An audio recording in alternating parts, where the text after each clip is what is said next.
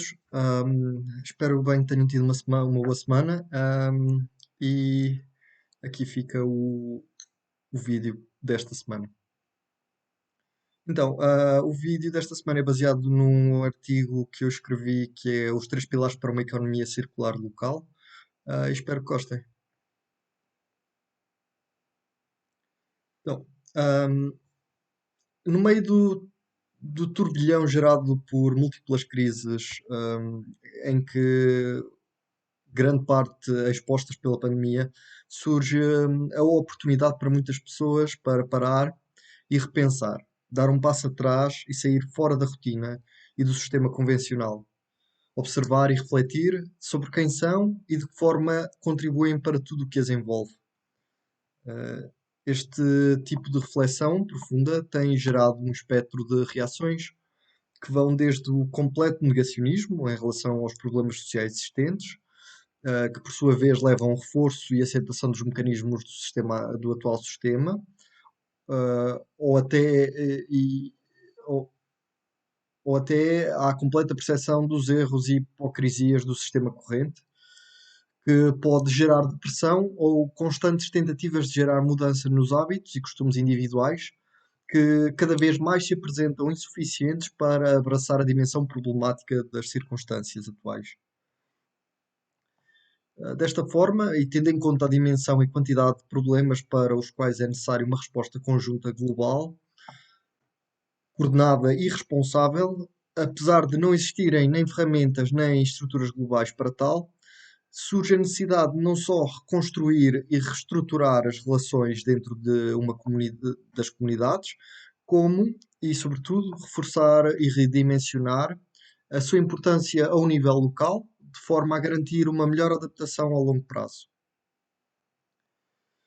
Por estas e por outras razões, vê-se o ressurgimento de tópicos antigos que pareciam extintos, ou pelo menos desatualizados, como é o caso da regionalização, da reforma do número de freguesias, ou até do ressurgimento de comunidades agrícolas, sendo estes alguns dos tópicos antigos positivos. No entanto, também existem tópicos antigos negativos, na minha opinião, que como construções de paredes ou de muralhas para proteger proteção das pessoas de fora, a culpabilização de minorias. Isto são tudo já tópicos antigos também, mas que na realidade são negativos. Entre outros tópicos que nem são tão positivos nem tão negativos, que são um bocadinho mais neutros.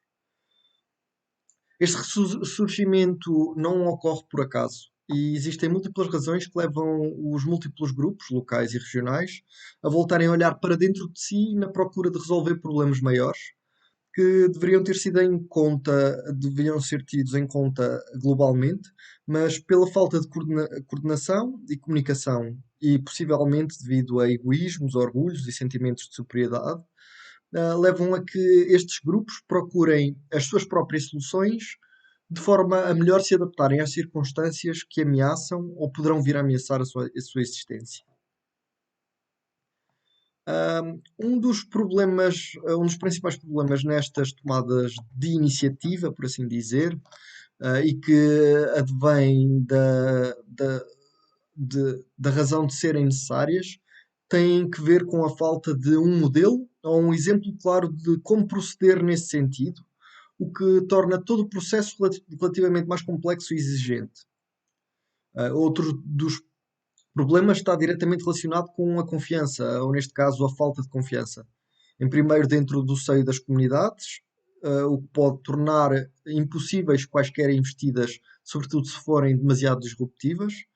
Um, então, neste caso, quando eu falo em disruptivas, pretendo identificar situações de inovação, que muitas das vezes é mais fácil tentarmos optar por uma adaptação antiga que nos garante um mínimo de segurança e sem querermos ver que se calhar existe uma adaptação relativamente moderna que pode realmente trazer bastantes diferenças e resultados, se calhar, bastante mais significativos. E em segundo, entre as várias comunidades, ou seja, na medida que se identificam a necessidade de tomar um novo caminho, por exemplo, sentirem algum tipo de opressão por uma estrutura governamental, e pode existir um sentimento de legitimidade, desconfiança em relação a uma outra comunidade que esteja a passar pelos mesmos problemas, devido a medos infundados de manipulação ao outros. Ou seja, várias comunidades podem estar a passar pelos mesmos problemas, mas porque ahm, neste momento já estão numa situação de desconfiança, podem prejudicar-se em vez de estarem a poderem beneficiar umas com as outras. Contudo, e apesar disto, existe um sentimento generalizado e fundamental em procurar novas soluções. E é certo que o elemento barra sentimento comunitário se apresenta como essencialmente para essencial para o futuro da humanidade. Ou seja, apesar de ser essencial a mudança de hábitos a nível individual, é necessária uma ação coordenada dentro do seio dos grupos de indivíduos que procure ir para além de si, tanto no espaço como no tempo. Esta redefinição da importância dos grupos comunitários é, por si só, o primeiro de três pilares fundamentais para a adoção barra implementação de uma economia circular ao nível local. Vou aqui abrir um parênteses e quero aqui clarificar que, a longo prazo, como indivíduo, é da minha opinião que uma reestruturação da economia ao nível global e para o qual eu sou defensor da Bit Economy Theory, como se já devem ter visto alguns dos meus vídeos anteriores, mas ah, como sendo o melhor e mais justo modelo económico. Contudo, é necessário apresentar soluções locais e tendo em conta a realidade deste momento, que sejam geradoras de desenvolvimento sustentável, e a economia circular surge e é de momento a melhor reforma ou o atual sistema, na minha sincera opinião. Ou seja, não é um novo sistema, como o Bit Economy Theory, mas é uma reforma ao sistema atual que pode mais facilmente nos levar a caminhos sustentáveis e, e dar-nos tempo suficiente para repensar o sistema atual e reconstruir um novo. Antes de referir os dois outros pilares, vou tentar explicar sucintamente o conceito de economia circular, que apesar de não ser novo para muitas pessoas, um, não há problema nenhum em relembrar. Então, a economia circular tem por principal objetivo dar o máximo aproveitamento a qualquer objeto, produto ou recurso, antes de se tornar completamente inutilizável. Um, este último conceito de inutilidade é bastante relativo, sendo, na minha opinião, mais interessante, uma mais interessante avaliação e até se calhar um bocadinho mais drástica, que privilegia o nível de dano em potencial para o indivíduo ou o ecossistema. Ou seja, algo que chega a um ponto que não se pode utilizar mais porque pode causar dano ao indivíduo ou ao ecossistema. Pronto. Um, este conceito não é todo assim, é mais o nível de inutilidade que é visto para a economia circular.